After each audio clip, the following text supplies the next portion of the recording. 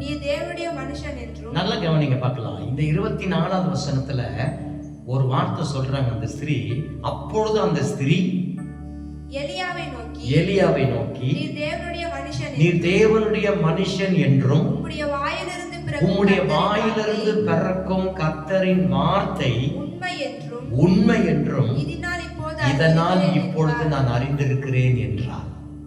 ஹல்லேலூயா. கர்த்தருக்கு ஸ்தோத்திரம். எவ்வளவு ஒரு அருமையான வார்த்தை பாருங்க.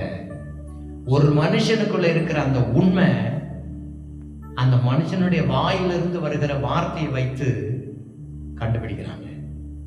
பிரியமானவர்களே, நான் முன்னால சொன்னது போல பானையில இருக்கிறது தான் அகப்பையில வரும், பானையில இருக்கிறது தான் கரண்டில வெளியே வரும். அதனால உள்ள இருந்தா தானே வெளியே வரும். உள்ள ஒண்ணுமே இல்லாம வெளியே எப்படி எடுத்து பார்க்க முடியும், சாப்பிட முடியும்? முடியாதே. பிரியமானவர்களே, நமக்குள்ள இருக்கிற அந்த உண்மைதான் வெளியில காண்பிக்க முடியும், வெளியில பார்த்து அந்த வார்த்தையை சொல்ல முடியும். ஹல்லேலூயா. இந்த 1 ராஜாக்கள் 17ஆம் அதிகாரத்துல எலியாவை குறிச்சதான வார்த்தையை கவனிங்க.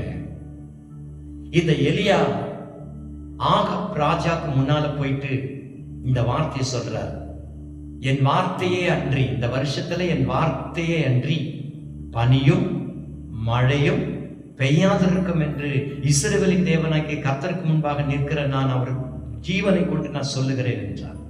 அவருடைய வார்த்தையின்படி, ஆகாப் ராஜாக்கு முன்னால போய் சொன்ன அந்த வார்த்தையின்படி, எலியாவுடைய வார்த்தையின்படி பனியும் பெய்யல, மழையும் பெய்யல. அப்படி இருந்தது தேசம். அந்த தேசம் தண்ணி இல்லாம, பனி இல்லாம பஞ்சத்தினால் நிறைஞ்சிருந்தது. அதனால பஞ்சம் அந்த தேசத்துல வந்திருந்தபடியே ஆண்டவர் சொன்னாரு,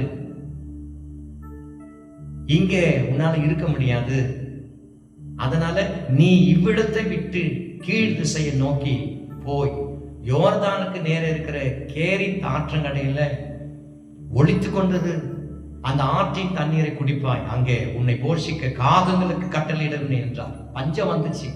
ஆண்டவர் சொன்னாரு, ஆற்றங்கரைக்கு போ, உன்னை காகத்தை கொண்டு போஷிப்பேன் அப்படின்னாரு. ஆற்றங்கரையில வச்சு இந்த எலியா தீர்க்கதரிசி அழகா போஷித்தார். ஆத்துல இருந்த தண்ணீரை வத்திடுச்சு. அதுக்கப்புறம் அவர் யாரை கொண்டு போஷிக்க போறாருன்னு ஒன்னே தெரியாம இருக்கிற சூழ்நிலையில தேசத்தில் மழை பெய்யாது இருந்தபடினால் சில நாளைக்கு பின்பு அந்த ஆறு வற்றி போயிற்று. அப்பொழுது கர்த்தருடைய வார்த்தை அவனுக்கு உண்டாகி, அவர் நீ எழுந்து